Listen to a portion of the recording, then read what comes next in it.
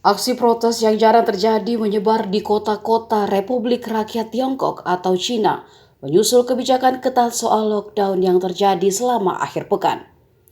Para demonstran bahkan menyerukan agar Presiden Cina Xi Jinping mundur sebagai penguasa negeri tirai bambu itu. Di Shanghai, ratusan orang berkumpul pada Minggu malam untuk unjuk rasa yang diadakan selama 2 hari berturut-turut. Mereka meneriakkan slogan-slogan seperti turunkan Xi Jinping dan turunkan Kaisar.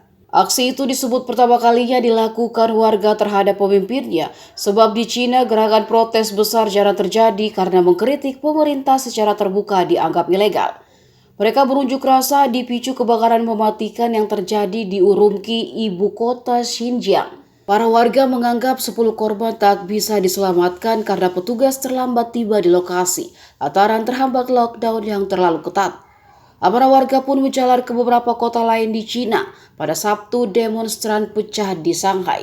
Lebih dari 100 orang turun ke sebuah jalan lokal bernama Urumqi. Mereka menawarkan lilin dan bunga untuk memberi penghormatan kepada para korban kebakaran. Menurut video yang beredar, aksi protes juga dilakukan di pusat kota Wuhan, tempat wabah COVID-19 pertama kali terdeteksi pada akhir 2019.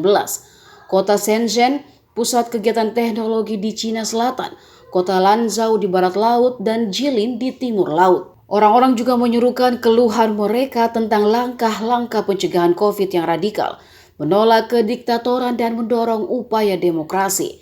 Namun polisi kemudian turun tangan dan menahan beberapa demonstran menurut sejumlah saksi dan video.